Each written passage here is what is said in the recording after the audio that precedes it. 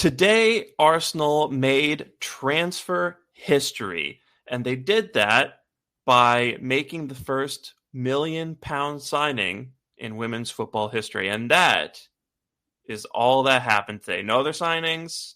We're not going to talk about anything else. We're just going to talk about the player that the Arsenal women's team acquired from Liverpool. Unfortunately, that's not the case. Or maybe fortunately, I don't know. Drew and I are going to get to the bottom of that today. We're going to talk about the Noni Madueke signing that both David Ornstein and Fabrizio Romano have come out and essentially confirmed is happening. It's just about done. Madueke is probably going to be announced as an Arsenal player imminently. So a lot of Arsenal, Twitter and a lot of the Arsenal fan base, myself included, have been reckoning with that and trying to come to terms with that. So, Drew and I are going to talk about Noni Madueke and kind of how that fits in to the team, maybe the case for him, how that's going to affect other transfers that have been linked to us that have been mooted. And we're also going to do a little bit about Christian Norgaard being officially announced by the club. But before we get into all of that, let me bring in my co-host here, Drew, who you can follow on Twitter at GeeChyKid. Drew, how are you doing, my friend? I'm good. My allergies have been so bad, it looks like I have a black eye, but I don't, which is interesting. I'm good otherwise. I'm not as angry as a lot of fans are today with the news, or even yesterday, and I didn't sign any petitions. I'm not threatening to leave the fan base in frustration or make a sign for match day one. So yeah, I'm in good shape. Oh man, I was going to ask you how the other guy looked, but now I know it's just allergies. Yeah, kind of like a barroom brawl, which is insane. But here we are. So can we just talk for a second about how crazy the response has been? Like, look, I'm not a massive fan of the move, but the way that people have really responded vehemently to this, like, getting in his Instagram DMs and abusing him and signing petitions on change.org and, very proudly too. I called out someone for getting into Madueke's DMs, and I had like half a dozen people respond just like, well, that's what we have to do. That's the only way to make sure this guy doesn't join the club. Just, it's really ridiculous. And like, we've both seen the Arsenal fan base do some wild stuff over the years, but like this might take the cake, honestly, in terms of just how, beyond the pale it is. Yeah, I mean, I got just so like I posted about this on Twitter, and that was my mistake because I think I got like something like 100,000 views and countless people coming in saying like I'm the one that's in the wrong for not protesting, which is bizarre to me because I'll always like, even when deals happen that I don't necessarily agree with, and there have been some, there may be more coming this summer, I still will always fall into the camp of, at the end of the day, I'm not employed by Arsenal Football Club to make decisions. It's not my money. They have, I like to fancy myself someone who understands football maybe better than the average person, but I'm not working in football to the level of where I'm making decisions, right? I'm not spending the money. So at the end of the day, I have to kind of have faith in what the club are doing. And I do feel like when the club has gone out and spent like considerable money, usually that comes off quite well.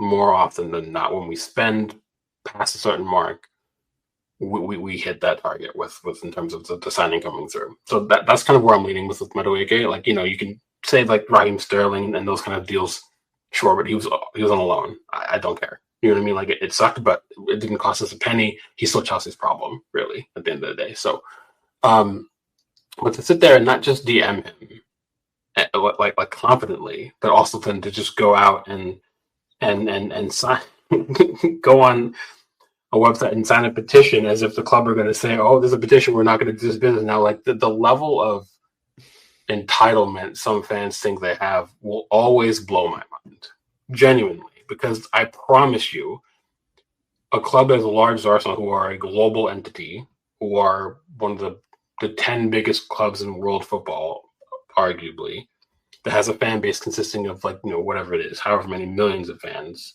they're not going to care that 2,000 people don't want them to do the Madueke signing, at least 2,000 documented people. And it's silly to me how those same people, some of the responses to my post that were saying, well, we did the same thing for Wenger out and look how that worked out. I'm like, there's two entirely different things, first and foremost. But beyond that, your opinion just does not matter that much. I'm sorry. It genuinely doesn't. The Wenger out thing, that happened for years. Right. It wasn't people were protesting Wenger for over a half a decade before the club finally took that decision. And there was also precedent to take that decision. And also, Wenger himself had long said that, depending on certain factors, he may have left Arsenal earlier on his own accord. And sometimes he maybe regrets not doing things like managing France, managing England, going to Real Madrid where he had the opportunity to do that. So it's a bit more nuanced and complex than that. But this one instance is just these. And I forget who said it, but I responded. I think once fans caught wind of even the possibility that we might go after Rodrygo, that's all that mattered at that point. No other player on the planet ever could matter to these fans anymore. If it wasn't Rodrygo, it couldn't be anybody else. And if it was somebody else, then the club aren't doing enough to support the fans and show ambition. And I just think that football is too complex to say that your season lives and dies with the acquisition of one player. And to me, I think it's just stupid at that point. So yeah. It's just crazy the level of entitlement that fans have, and honestly, I do think fan engagement is important. What the fans think is important most of the time.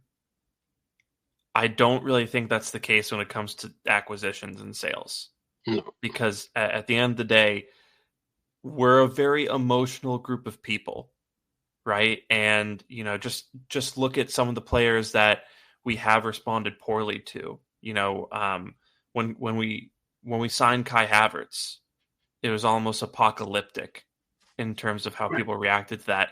And I think he's been one of our best players since he's arrived, right? And then when you think about Gabriel Jesus, and people were talking about how they didn't want to sign City substitutes and they thought he wasn't good. I was arguing with people about Jesus and explaining to them, his goal record and his stats on FBref and stuff like that, and how he was a good player. Just, he was behind Erling Haaland basically in the pecking order. And, we can go on. And, Ben White, even when we signed Ben White, people were really skeptical about that as well. And they didn't know who he was. So, we often don't know what we're talking about when we talk about players. And that's not to say that we don't know anything, right? Because, we watch, the tape, and we watch these players week in, week out in the Premier League, and, we consume all this media and stuff like that. But the club have access to information that we couldn't begin to imagine when it comes to these players, right? They have access to underlying data and underlying metrics that make, FBref and FOTMob look like child's play. They have access to, health data, right? That's confidential and will never be seen by us common folk, right? They know everything about his background. They know what he gets up to in his personal life. So to sit here and basically say that we know better than the club, I don't think that's the way to do it. If you disagree with the move, I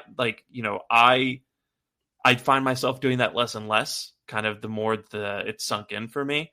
But if you disagree vehemently with the move, that's your right. But the way the people are just kind of acting like they, that we employ a bunch of schmucks who who are just, that we employ a bunch of clowns. I just, I don't think that's true. We're not Manchester United. I think these people still have a pretty good idea of what they're doing. Yeah, I think that kind of sums it up. And yeah, I mean, credit due to people like Adam Vogue and Scott Willis who do well about data analysis. That's all well and good, but even with stuff that they put out there, it still pales in comparison to what clubs can see, what clubs do compile on players. And I'm friends with multiple people who work as chief scouts, as scouts for clubs. and they really can't even tell you a lot of the time what is stuff that they can do, and that's okay. Like, I think fans do forget that, the eye test isn't just enough. Like, and just data isn't just enough. There's scouting players, and it's such it's like a broader, more deeper thing that I think the average everyday fan genuinely gets. And yeah, I'm with you. I think if someone disagrees with the move, that's fine. Disagreeing isn't the problem. It's how you go about displaying that matters to me. And quite frankly, anyone who either signed that petition, entertained it, or DM'd him, I'll just block them. I don't care, because I think for me, at the end of the day, that shows that your support for players in the club is conditional based off of if your own personal needs are met, and that's just not how fandom works for me anyway. And if it works that way for you, that's okay. We just won't ever align. Basically, I just don't see it. I didn't think that. I think that's.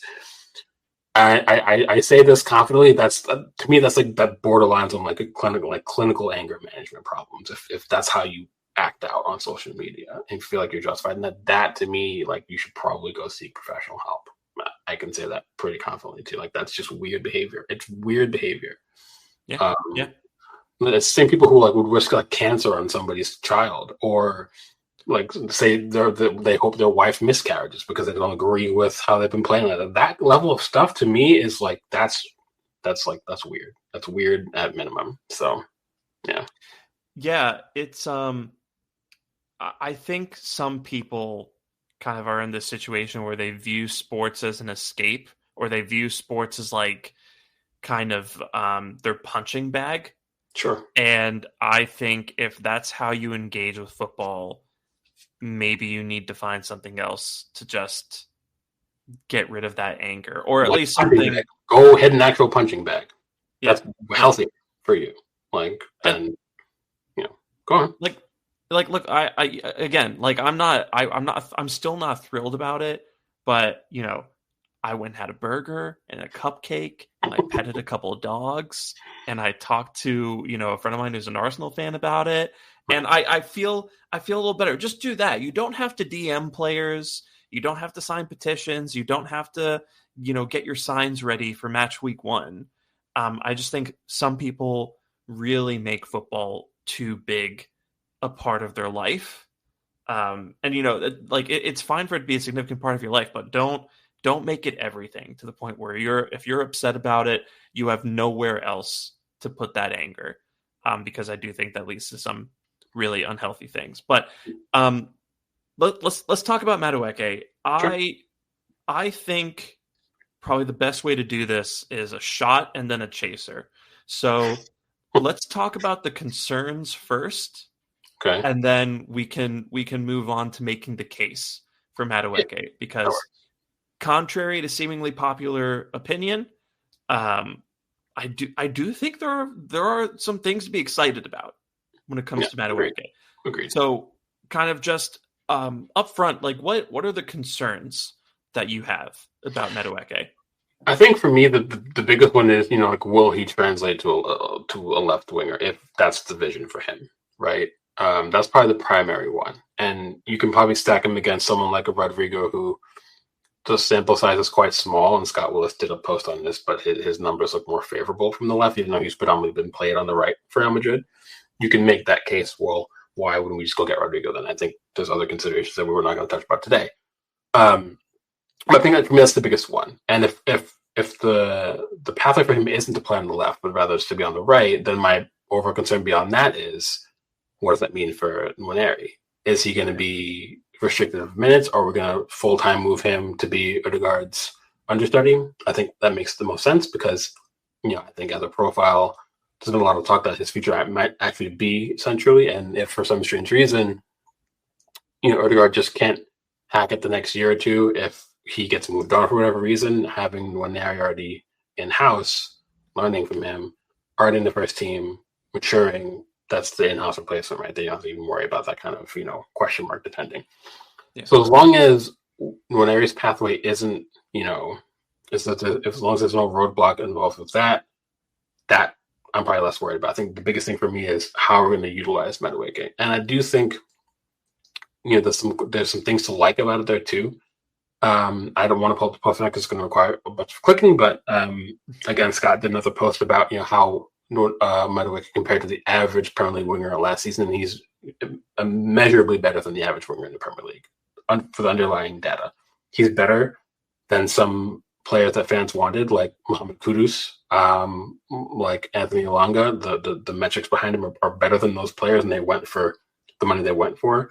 I think for me, the other concern would be, did we spend too much? But I also understand, like, this is a market now where you have, like, McAtee might leave Man City for 20 to 25 million pounds, and he's barely played for them. Yeah. You have people like Elanga going for similar price, Kudus similar price. That's the going rate for a very solid to decent to good Premier League proven winger, whether if they're going to start for you or if they're just going to be really like a necessary depth option for you. That's the going rate for it. I think when you look at how the deal might break down, it might end up being something like 42 plus 10 and potential add-ons. If that's the case, I think that's actually more favorable. I'm not concerned about the wages because he was only making like £50,000 a week at Chelsea, apparently. So even if you double that, that's still Trossard money. I'm fine with that for a player who has much more of a potential upside than Trossard does currently. Again, like, England and National Premier League proven, helped Chelsea to silverware last season, helped them get Champions League again. I think there's a lot to like about him. I'm with you in that camp. I think most fans, are incorrectly focused on the fact that he's coming from Chelsea, and that's been hit or miss when we've done it. And sure, I can understand like maybe a part of that argument, but I was here. I think Havertz has been one of our best players since he's come in. He was from Chelsea. Jorginho was still, I think, for me, underrated in this fan base. He came from there. You know what I mean? We're getting Kepa, who he's coming from Chelsea just because he was loaned out, but he's arguably he'd probably start for half of the teams in the Premier League tomorrow if he went somewhere else. So, yeah, I just kind of feel like there are legitimate concerns with him, and there are also, I think, just faux concerns of people just kind of clutching at straws, so find any kind of talking point to put them off the move, and I can't really abide those. In terms of actual concerns, that's probably it for me. I just feel like, how are we going to use them? The other thing is, I don't think it'll happen, but the bigger concern is, will this stop us going to get Eze and Gyökeres or whoever it might be?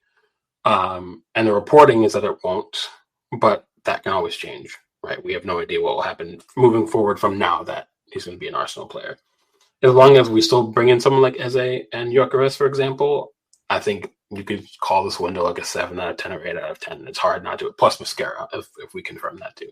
That fleshes out a lot of our depth that we needed. It improves the depth that we had. And I think it allows us to compete a little bit better with other clubs who, like, if you look at City's bench, like, City have like 5 Maduekes on their bench, like that level of player. Like, and Arsenal fans have been calling for that kind of depth for however many years now, 2-3 seasons maybe. So I don't see the angst about including that player into the fold when also he already has some built-in relationships with a lot of his England colleagues. Like, we see pictures of him with, Eze if he comes in, with Saka, and he's played with Rice as well. So when you're getting that kind of already understanding coming from a player who already knows the league, knows the city, has played against us, knows what we're about, I think there's a lot to be hopeful for.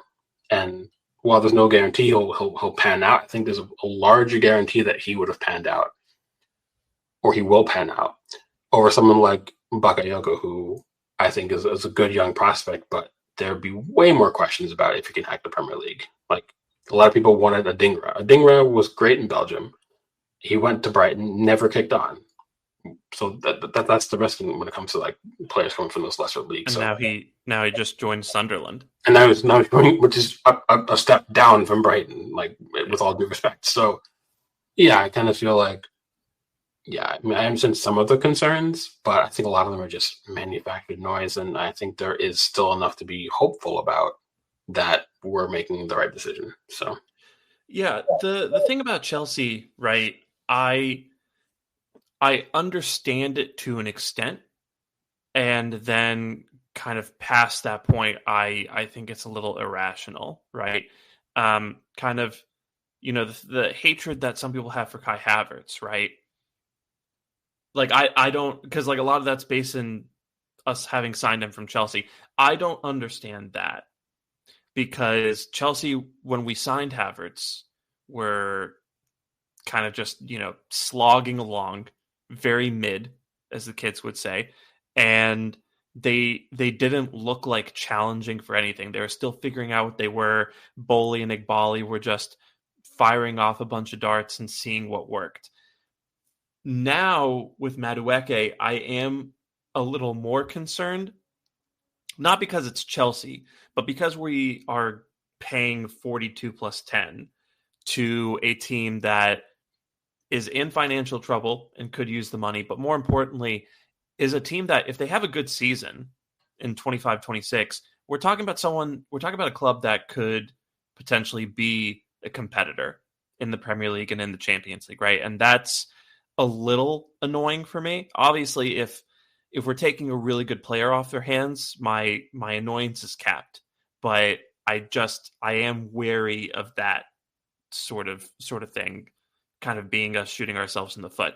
And then kind of in addition to that, I know Madueke looks really good on the stats, and we'll talk about that because that is contrary to some fans' belief, that is really important. I have never really seen it with him when I've watched him. You know what I mean? I feel like he's a little sloppy on the ball. Definitely, he's not like a Joga Benito watch. You know what I mean? A little scrappy. I don't think he's a great finisher. Yeah, I don't know. It's just it's not pretty, but there are things about him that are really encouraging, which we'll get to in a second. And I guess the final thing, this is probably the most minor of my concerns, but I guess the final thing is he's committed a few faux pas, such as saying Wolverhampton is a shithole, and there's and the penalty incident where he was kind of fighting over the penalty with Cole Palmer. The second thing, I don't think that's going to happen under Mikel Arteta's watch. I think he'll make it very clear that any nonsense like that. Well, first of all, if we sign Gyökeres is taking the penalties. That's number one. But number two, I think Arteta will make it very clear that any nonsense like that will be punished quite harshly. But I think the first thing, right, just I don't think it's this unforgivable sin or anything, but I do think if you're a black player in England and if you are wearing an Arsenal shirt and you tweet something like that, or even just something more innocent, if it's possible to construe it as stepping out of line, you will become public enemy number one, right? Just look at what happened with Miles Lewis Skelly, and Lewis Skelly is, flawless character as far as we're concerned, right? So I just think that's something to keep an eye on, something to be worried about. But I don't want anyone to take this as me saying that I have concerns about like his attitude or his mentality, because based on what I've heard, from someone who has like talked to people who are really close to him, it sounds like he's a really good guy.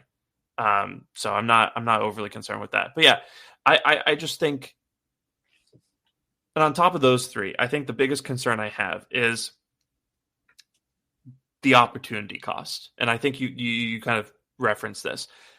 If you sign Madueke, what does that mean for the rest of supposedly the rest of the attacking signings that we have to make? I don't think it gets in the way of Gyökeres, because obviously, we entered this summer planning for a center forward and a winger to come in. But does that get in the way of signing an Eze or a Rodrygo? And, Eze is on the market. We're talking to Crystal Palace right now, reportedly, according to Fabrizio Romano. Rodrygo has sat on the bench for 5 games straight in the Club World Cup. And now Madrid are out. Looks like they're going to be discussing his future in coming weeks. If he doesn't decide to leave, he might be pushed out. I don't know. He might still decide to stay at Madrid. But kind of the point I'm getting at here, if Gyökeres and Madueke are the only 2 attacking signings we make, I do think that will be pretty disappointing. But if Madueke is part of a larger class of recruitment in the front 3, where we're getting Gyökeres and Madueke, and then maybe one of Eze or Rodrygo, I think that would be a lot more tolerable for me. But if this is coming at the cost of one of those last 2 guys, I'm a little worried in terms of what our ceiling would be, because I don't want to enter another season where we're relying heavily on Martinelli and Trossard on the left to win us a Premier League or Champions League title. Yeah, no, I would agree with that, and I too would be frustrated if it ended up being that we don't get one of, say, Anthony Gyökeres because we got Madueke. But again, all the reporting has said that it's not restrictive of those things. I just have faith in that, and the reporting came out that we're going after 3 attacking players. So if you add Madueke to Eze and Gyökeres, there's the 3. I think people's bigger concern is that it's going to stop us from getting Rodrygo, but there's no guarantee we're going to get Rodrygo in the first place. And I think that's kind of what my frustration is behind that. I think, there's a lot of want from a lot of the fans to get him.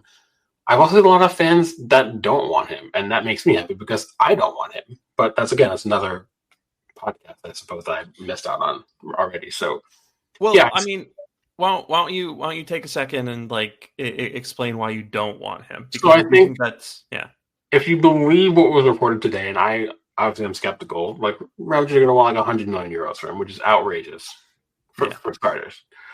But at the same time, when you look at the market and what players are going for, it's also not outrageous. That's the thing. So he's under contract until 2028, I think, or 2027. He's got at least 2 years left, maybe 3. So that already means his value can't depreciate too much. He's an established Brazilian international. He's only 24. He's been an established first-team regular for Real Madrid for the past 4 or 5 seasons, however long it is. He's won Champions League with them. There's a lot to his CV that means, the valuation of him is not going to depreciate that much, even though they don't want him there anymore. Clubs are still going to want to get the best, deal for themselves. He's also won £250,000 a week already, so will he want more than that? Is he going to push £300,000 a week? Maybe. I have no idea. And if you add those factors in, he's coming off the worst season of his career. And he also has to adjust to the Premier League. And we saw how he disappeared against us in Champions League when they played us. He was invisible on the pitch across both legs. And I just kind of feel like I don't see a player who I think is guaranteed to come here for that kind of money and those wages and be like this godsend who is going to guarantee us the Premier League or Champions. I don't see it, and I never have. So my reaction to the move isn't like a recent revelation or reaction. I've never been in the Rodrygo camp and I've said this to other people before. I think he's a good player. Let's not be hasty. I think he's a good player, to a very good player.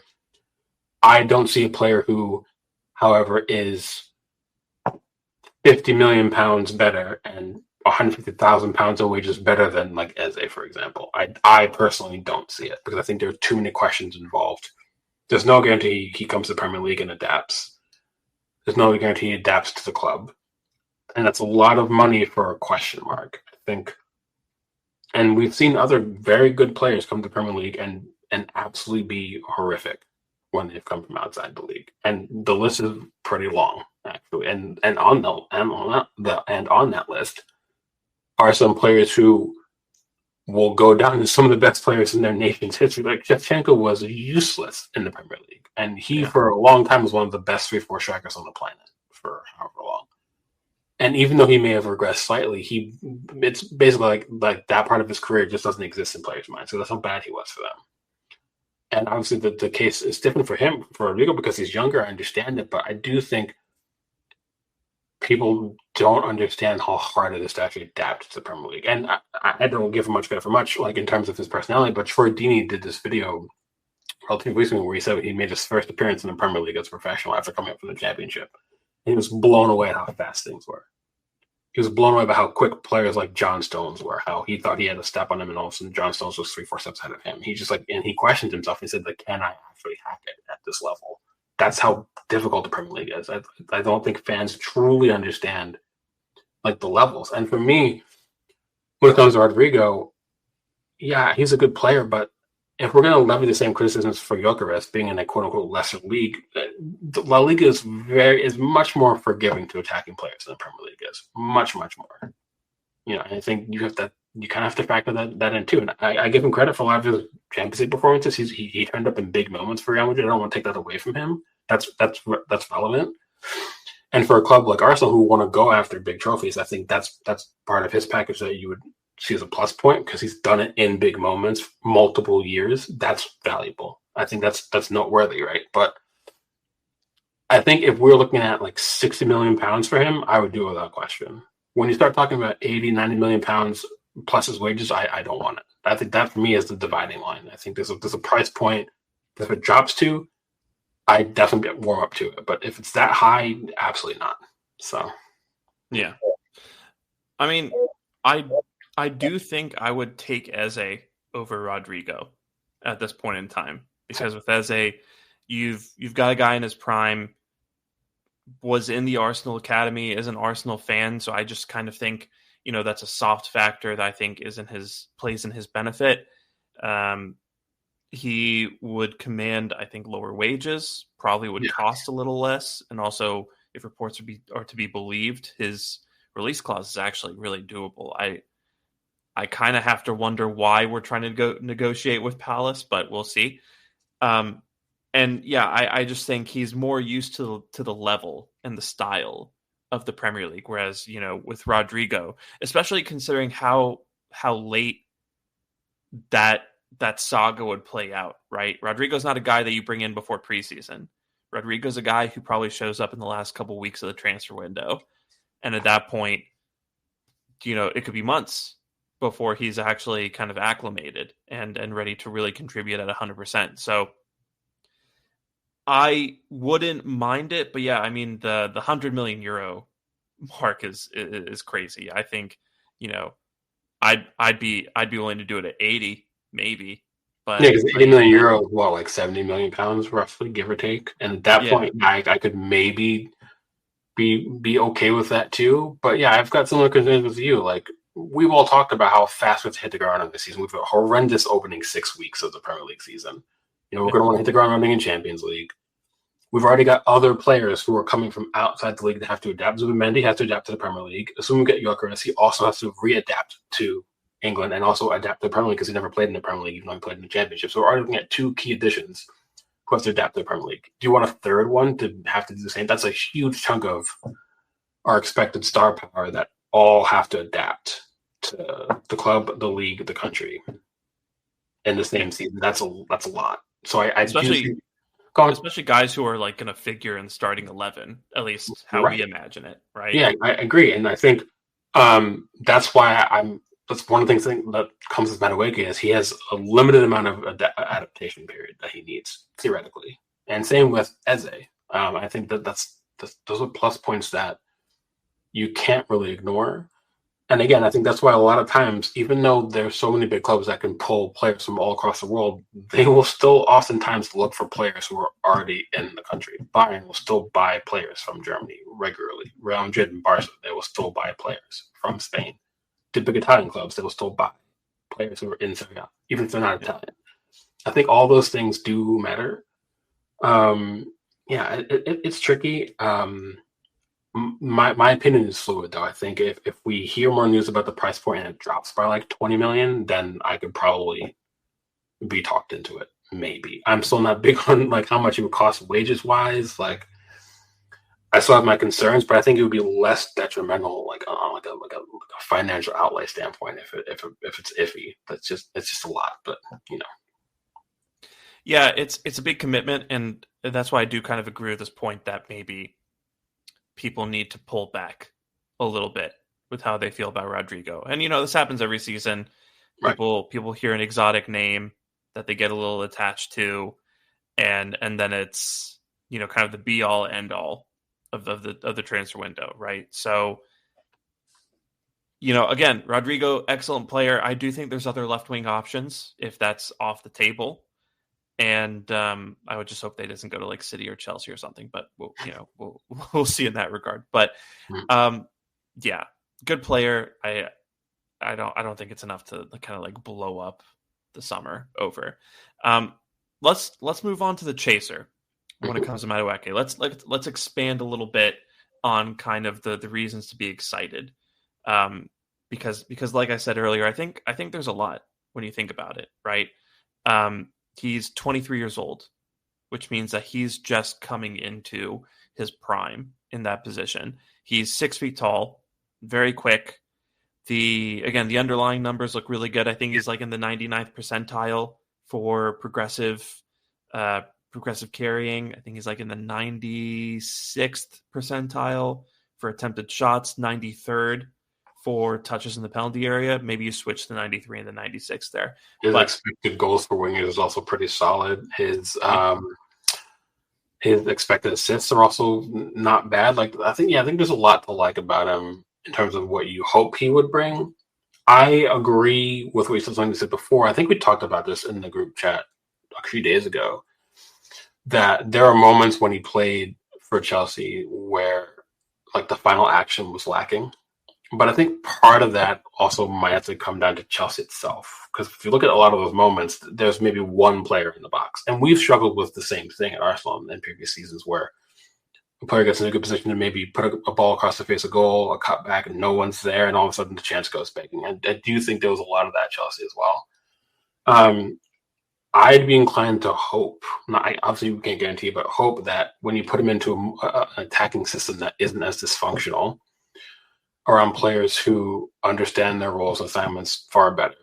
If you add players in the team who also just create space for others by being like a Gyökeres who always wants to get forward and run, that instantaneously creates space for creative players behind him, opens up gaps for someone to run into on the ball, like what Madueke can do, like what Eze could do, or Saka, or even Odegaard, whoever it might be. I think if you add those little intangibles into it, maybe there's a player now that actually could perform. I think the biggest question again is is he going to be doing this on the right instead of Saka or on the left? And then you hope that his game can transition to the left. And I made a point in another group chat the other day where one of the best strikers of the Premier League era for Arsenal was Robin van Persie. And we can hate on him all we want for him leaving. We signed him as a left winger. He broke into Feyenoord's team as a left winger. He spent 2 seasons at Feyenoord playing on the left wing. We then bought him. He stayed as a left winger because we had Henry and Adebayor here. He very rarely ever put center forward until the room was made available for him to play there. And then over time, he became one of the top center forwards in the world as he matured. So it frustrates me that fans sometimes think players cannot become something that they weren't previously, especially when you're younger. The younger you are, the more chance that you can be malleable in terms of readapting your game to a different position. So the fact that he's that young, I think there's room and scope to suggest that he can transition from the right to the left. Whether he can or not, I don't know, but I think that there's enough room to suggest that maybe he could. Under a manager who continuously improves younger players that we've seen time and again. Younger players typically seem to do quite well under Ted, and they seem to go from strength to strength historically since he's come in as manager, and even when he was at Man City, on Pep's staff. So, yeah, I think unfortunately, I think more of it is a kind of like a hope than a guarantee, and I get it, but I do think. I mean, if he was like 27, I would have a very different opinion than of a 23-year-old. I think that's also one of the talking points for me. So yeah, I agree. I think there's a lot to like, and the fact that he is that progressive, he wants to dribble and run at players. We lack that, and in Martinelli, he makes attempts, but Martinelli is such a head-down player. Yeah, and he will dribble himself into a corner. He will dribble himself into a point where he takes his own chance away to be creative. Madueke is more heads up in that regard. He will survey, dribble, and then pick his head back up again after beating one man to see what's available in front of him. And I don't think Martinelli does that. So. Yeah, again, a lot to be hopeful for, but I think the tools are there, and it's just about hoping they translate. Yeah, and kind of in comparison to Martinelli, right? I think for all the issues I have with Madueke's game, I will say he is very decisive in what he wants to do with the ball, right? Mm-hmm. And that's both on the right and the left. On the actually does this on both flanks, really, where he'll dribble past players. And then he'll decide to cut in and take a shot. And once he does that, he's going to do it. Unless that shot is 100% not on, in which case he'll just lay it off for somebody.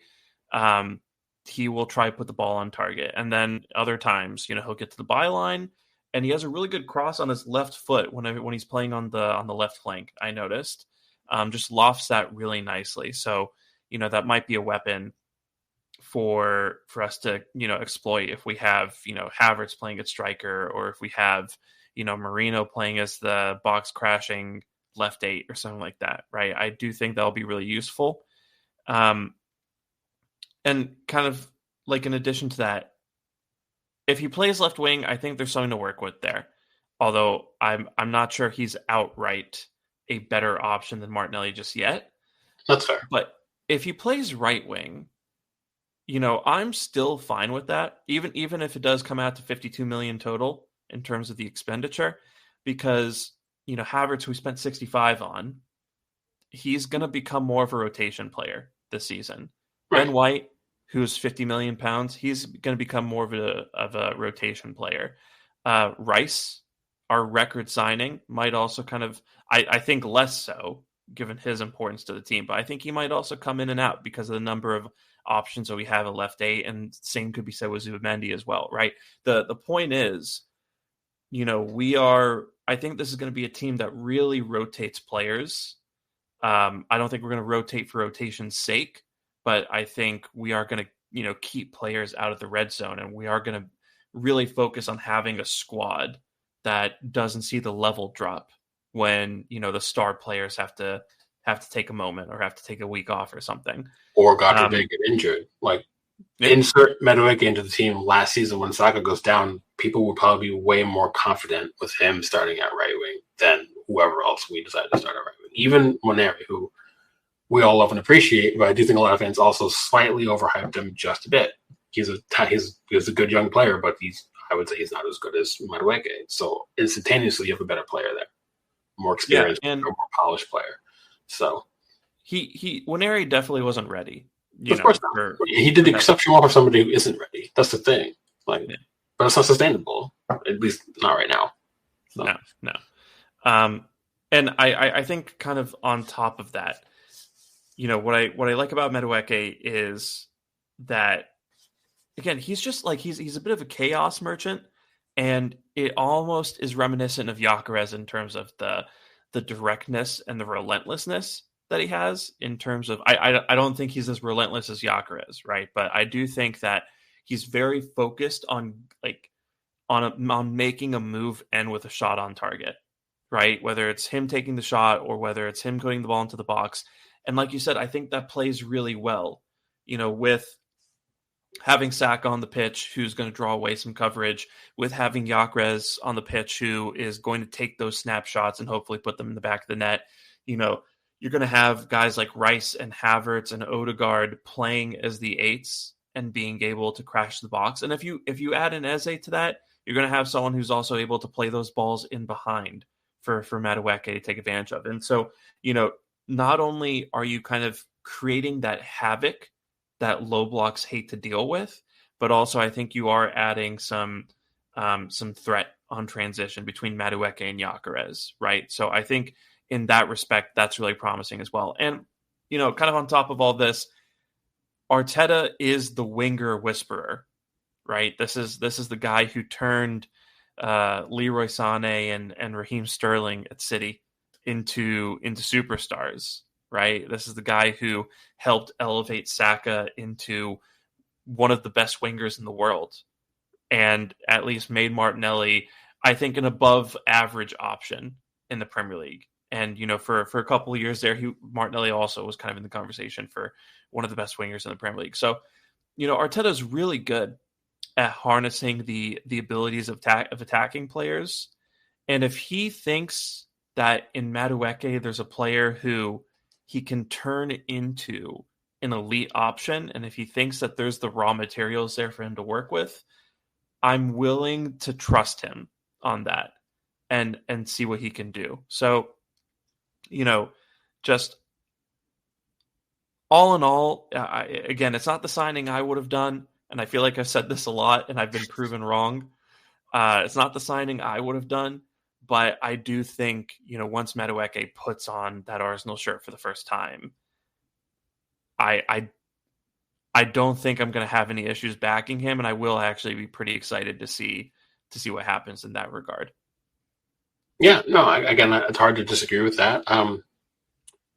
One of the things that you touched on that I wanted to just briefly also add to is that you said, he's decisive in his actions. I think that's really important. And when you compare it to Martinelli, who was, for me, the literal opposite, that's a problem. And one of the things that I've always told like my players when I coach is that I would rather them make a decision and it turn out to be wrong than to not make a decision at all.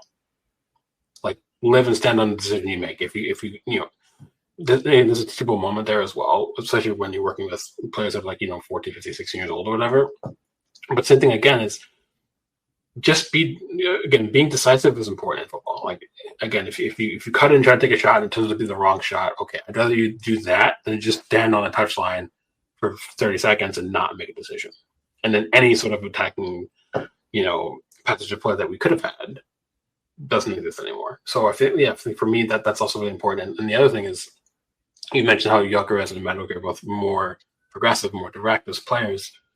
And I think if you look at the types of players, and we'll come on to Norgaard as well, that we have been signing or are linked with serious interest in, they're all really progressive players.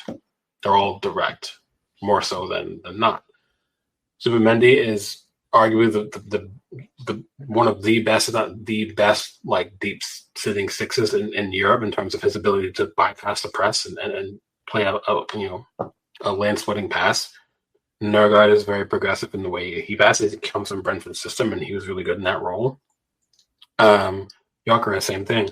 I understand the concerns about him fitting Arsenal in our current tactical makeup, but when you bring in a player like him, you're going to probably have to tweak something to make it work, right? Madueke, same thing.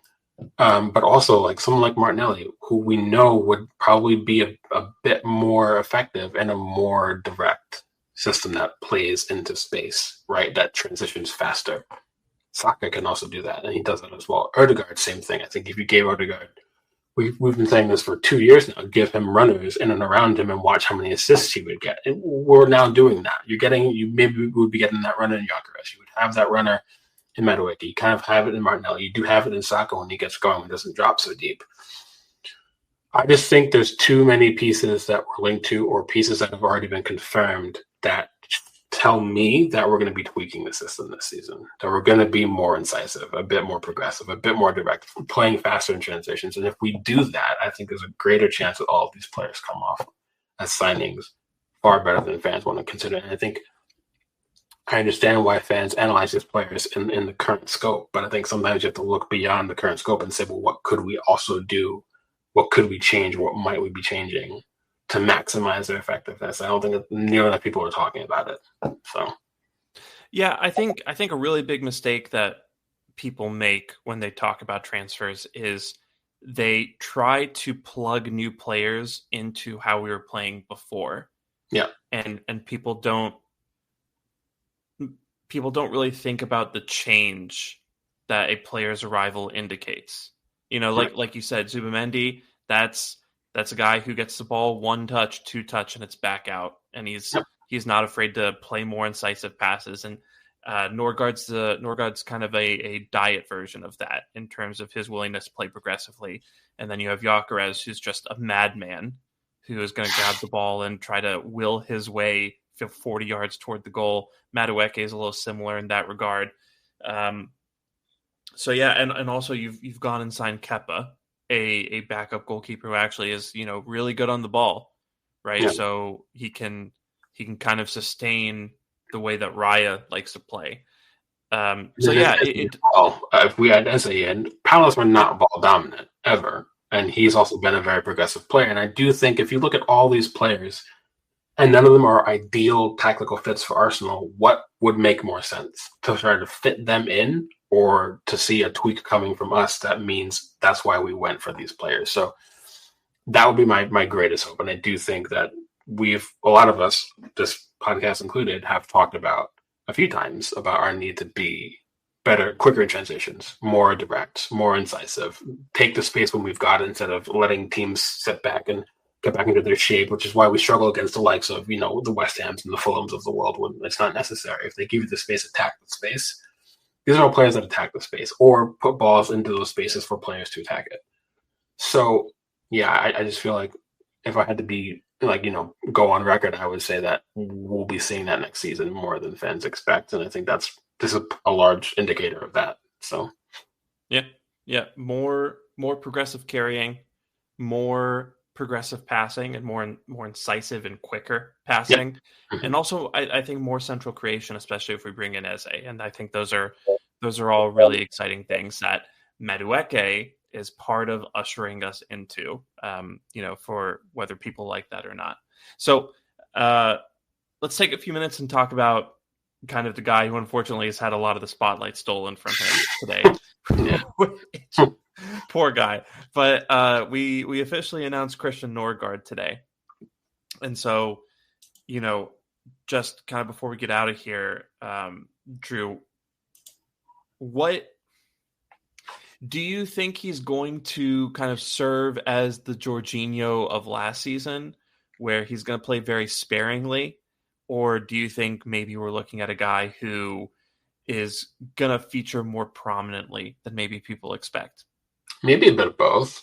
I mean, there's talk a lot that Thomas Frank kind of managed his minutes pretty heavily last season. Like he wouldn't always complete 90 minutes because he's coming off the injury. It's not about his physical ability. It's just like post-injury management. So maybe I don't think we should expect him to start very often in the season. But if you want, like, there will be few better match closers than him that you could think of. Bring him on in the last 20 minutes, half an hour, because of how good he is at winning the ball back, how astute he is defensively, how he can play the right pass. Like if we're up a goal and teams are pressing us for an equalizer, he's very good at playing balls over the top of the space for us to hit a team on the counterattack to kind of get that 2-goal cushion to seal 3 points kind of thing. His quiet leadership capabilities. He's the seasoned Premier League veteran. Like there's so many like bright spots to him that make me feel like I think we will see him start depending on the match. But I do think, almost think of it like like an MLB team bringing in their closer for the last inning and a half or whatever, like a trusted person. I do think that there's a lot to that as well. And certainly, I think because he doesn't have like that physical degradation that Jorginho had, you could trust him more in that role than Jorginho. And the fact that like he's good in the air, he can make late runs into the box, he's a goal threat on set piece. Like these are all little pieces to who he is as a player package that I feel has probably flown under the radar for better or worse. But yeah, I think it's probably going to end up being like one of the more astute pieces of business we would have done this summer, and I'm really excited for it for sure. So I think that's right, and I think he plays that role for Denmark too. Yeah, most of his appearances, he's come on as a substitute and helped close the match out. He said something interesting in his first interview at the club where he talked about being in a double pivot last season at Brentford. Yep. And, I've kind of, we had George on the pod a few weeks ago, and he kind of mentioned that we shouldn't be surprised if Zubamendi kind of gets closer to goal and kind of plays a double pivot with Rice, where Rice might drop back and Zubamendi kind of takes on the 8 role temporarily.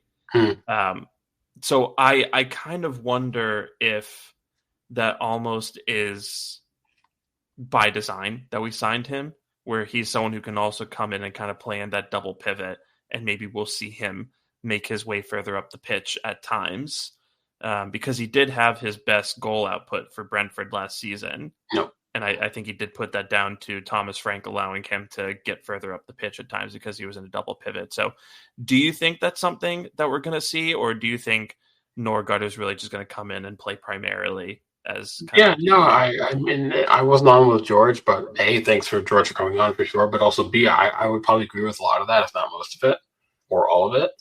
I think one of the biggest things now is that our ability to have like tactical variance is important.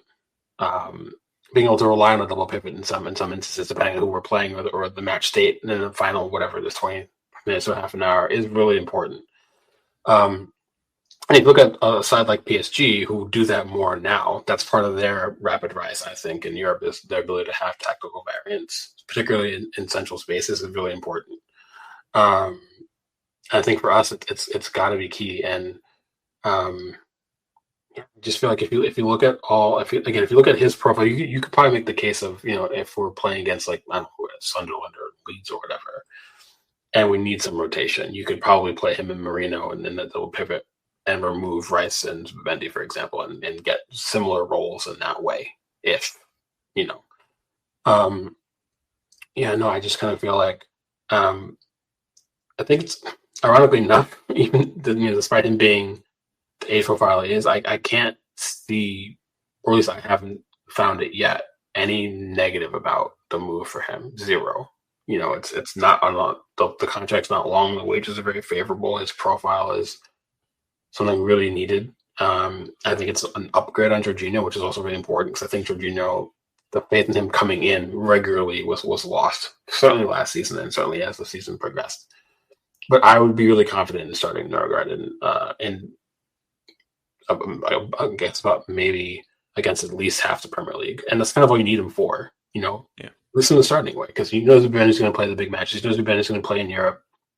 But again, if it's a heavy match schedule for a month, and we've got Sunderland, Leeds, whoever it is, you absolutely can trust him to play those matches. You can trust him to play against like the West Hams of the world, Villas and such. I think he'd still be quite comfortable in those spaces. So, but again, to George's point, if we do see double pivot next season, in some instances, it wouldn't surprise me. I think it would be a nice little addition into the back pocket for the manager, just to have something we can throw in when we need it. So just a cool, tactical quirk of the system that I think would really kind of open things up for us.